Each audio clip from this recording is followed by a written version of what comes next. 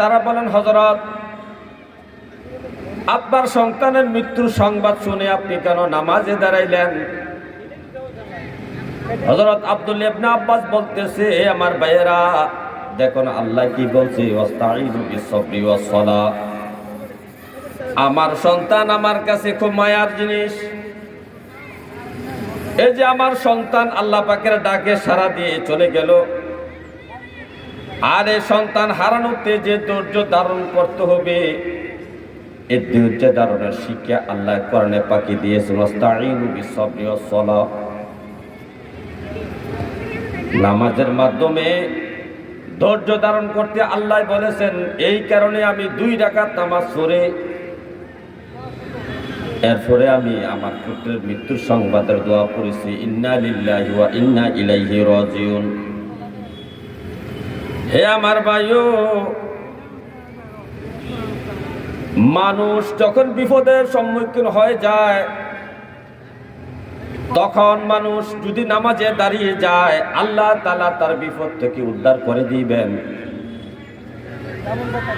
মানুষ অসুস্থ হয়ে গেলে বেশি বেশি নামাজ পড়ার দরকার।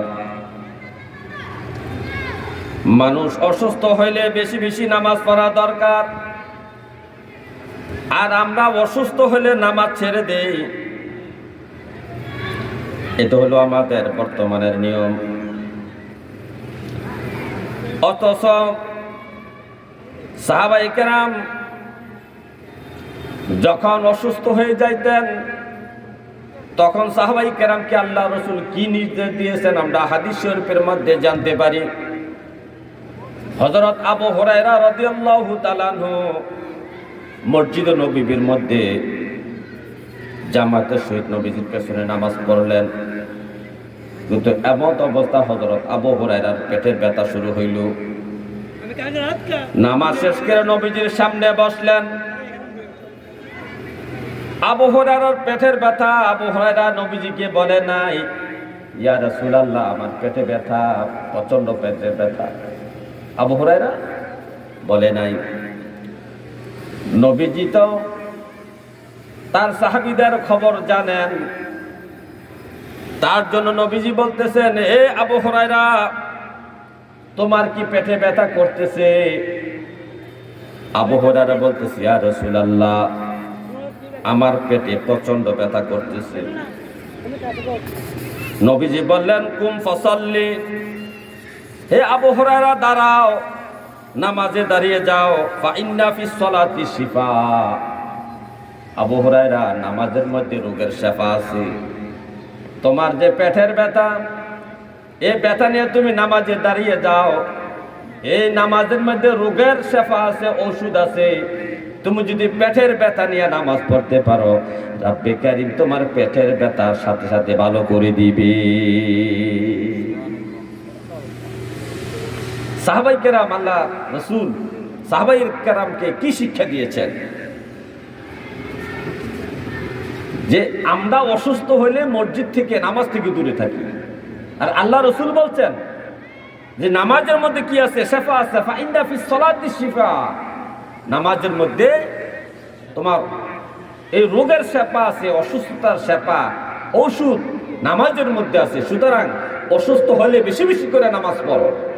কিসের নামাজ? নফল নামাজ। নফল নামাজ পড়ার জন্য বলা হয়েছে। আর যখন মানুষ বিপদে পড়ে যায়, যদি এর মধ্যে বিপদগ্রস্ত অবস্থায় যদি নামাজে দাঁড়িয়ে যেতে পারে, আল্লাহ পাক তাকে খুব দ্রুতভাবে সাহায্য করবেন। আরবের কুফা নগরী,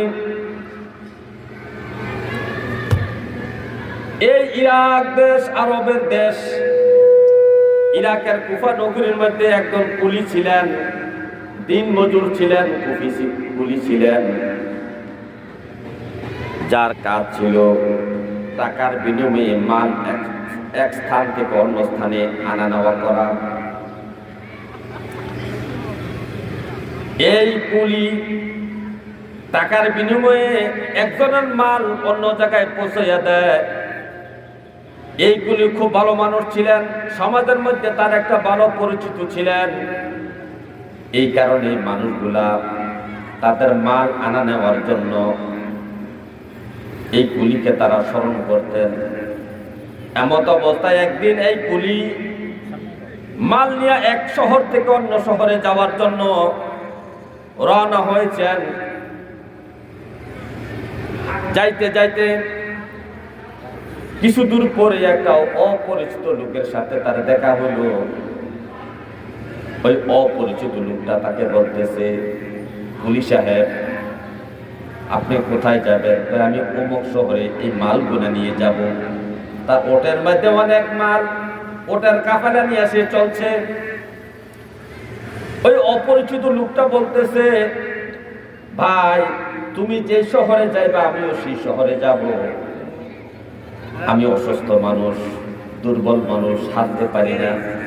আমি তোমাকে কিছু টাকা দেব, এই টাকার বিনিময়ে আমাকে তোমার ওটের ওজন উঠাইয়া অমুক শহরে পৌঁছাইয়া দাও। এ পুলিশ ভালো মানুষ ছিলেন বিদায় সে চিন্তা করলো অসুস্থ মানুষ, তাকে আমি ফালাইয়া কিভাবে শহরে যাই। তাকে এই ওটোর উপরে উঠাইলেন, উঠাইয়া রাস্তা চলছেছিলেন। কিছু দূর যাওয়ার পরে একটা তেমসা পড়ল। দুই দিকে দুটা রাস্তা গেছে। এই কুলি যে রাস্তা দিয়া শহরে যায় এটা তার পরিচিত রাস্তা, কিন্তু অপরিচিত লোকটা বলতেছে, ভাই যদি সংক্ষেপে শহরে যাইতে চাও তাহলে অন্য রাস্তা দিয়া চলো, অর্থাৎ অপর রাস্তাটা দিয়া তুমি চলো। সে বলতেছে, ভাই আমি তো এই রাস্তা চিনি না। ওই অপরিচিত লোকটা বলতেছে, রাস্তাটা আমি চিনি, অনেক দিন এই রাস্তা দিয়ে আমি আসা যাওয়া করেছি, আমি তোমাকে চিনাইয়া নিয়ে যাব, এই অপরিচিত রাস্তা দিয়া তুমি চলো। তার কথা বিশ্বাস করিয়া কুলি এই রাস্তা দিয়া রওনা হইলেন কাফেলা নিয়ে। রাস্তা দিয়া যাইতে যাইতে পাহাড়ের মধ্যে পৌঁছে গেলেন। পাহাড়ের পরে আর কোনো রাস্তা নাই। এমন এক জায়গায় পৌঁছতেন রাস্তা আর নাই, চতুর্দিকে জঙ্গল। এই জঙ্গল দেখিয়া উনি খেয়াল করে দেখলেন চতুর্দিকে মানুষের হাড় পড়ে আছে। তখন কুলির তার মনের মধ্যে একটা ভয় জাগলো, আরে আমি তো খারাপ মানুষের ফাঁদে পড়ে ফেলেছি, সে আমাকে হত্যা করে আমার মাল সামানা গুলো সে নিয়ে যাবে। এমন একটা অবস্থার মধ্যে সে পড়ে গেছে। এখন কুলি বলতেছে, তোমাকে আমি মারবো, তারপরে তোমার এই মাল সামানা গুলা, উট গুলা সব কিছু আমি নিয়ে যাব।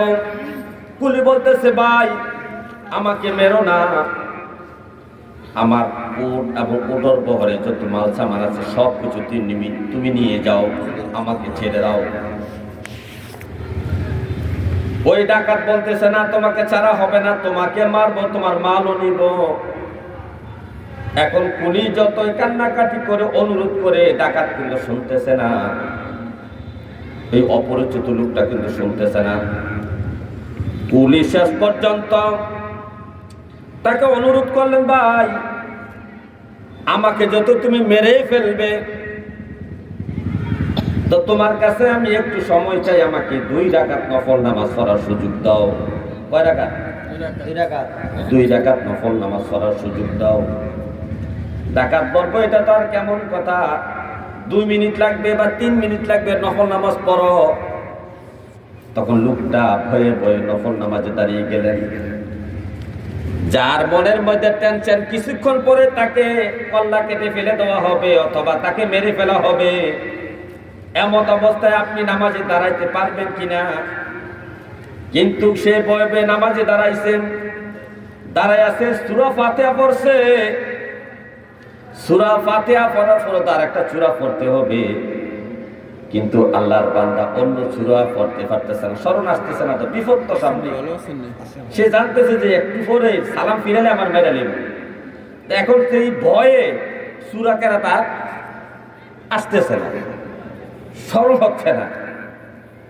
এখন কি করবে? সে সব ভুলে গেছে, ডরে ভয়ে সূরা কেরাত গুলো, নাস, ফালাক, আলাম তারা কোনো সূরা তোর মনে আসতেছে না, সব ভুলে গেছে। হঠাৎ করে তার মুখ দিয়ে অজান্তে একটা কোরআনের আয়াত জবান দিয়ে বাইর হয়ে গেল। কি বাইরলো? আম্মা ইউজিবুল মুত্তারা ইজা দাহু ওয়া ইয়াকফিসু আ। আম্মা ইউজিবুল মুত্তারা ইজা দাহু ওয়া ইয়াকফিসু, আমরা যেটা এই খতমে বদনের মধ্যে পড়ি, ঠিক না? খতমে সেফা দিয়া খতমে বদনের মধ্যে খতমে খাজাখানার মধ্যে আমরা এই দোয়াটা করি, সেহাতি বদন খতমের মধ্যে আমরা এই দোয়াটা বেশি বেশি পড়ি। এই দোয়াটা উনি বারবার তেলাওয়াত করতেছে, আর অন্য কোন সূরা কেরাত তার মনে আসতেছে না। এই দোয়াটা সে বারবার পড়তেছে। আর এই দোয়ার অর্থ হলো, যখন বান্দা বিপদগ্রস্ত হয়ে যায়, এই বিপদগ্রস্ত অবস্থায় যখন আল্লাহ তাআলাকে ডাকে, তখন আল্লাহ তাআলা তার ডাকে সাড়া দিয়ে থাকেন। জোরে জোরে বলেন সুবহানাল্লাহ। এই আয়াতটা সে পড়তেছে বারবার।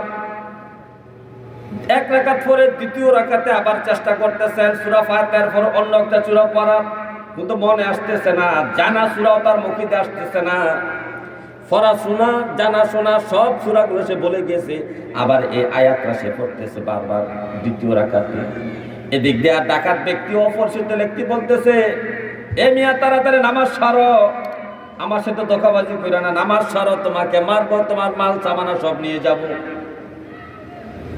সকল যে তাড়াতাড়ি ওই ডাকাতের কথা শুনে রুকু সাজদা করে আত্তাহিয়াতু করে সালাম ফিরাইলেন। সালাম ফিরানোর সাথে সাথে তিনি লক্ষ্য করে দেখলেন একটা ঘোড়ার উপরে একটা সৈনিক লোহার টুপি পরিধান করে তরবারে হাতে নিয়ে সামনে হাজির হয়ে গেছে। সুবহানাল্লাহ বলেন। এই সৈনিক ঘোড়ার উপরে চড়ে লোহার টুপি মাথায় পরে তরবারে হাতে নিয়ে হাজির হয়ে গেছে। হাজির হয়ে একটা কূপ দিয়ে ডাকাতকে হত্যা করলেন। এই লোকটা যখন, এই সোয়ারিটা যখন রওনা দিলেন, তখন আল্লাহর বান্দা কুলি দৌড়ে গেলে বলেন, ভাই আপনার পরিচয় জানলাম না, এই বিপদের সময় আপনি আমাকে রক্ষা করলেন, ডাকাতকে হত্যা করলেন, আপনার একটু পরিচয় আমাকে দিয়া যান। তখন আল্লাহ বলতেছে, আপনি কি দোয়া পড়ছিলেন? আম্মা ইয়াজিবুল মুত্তারা, এই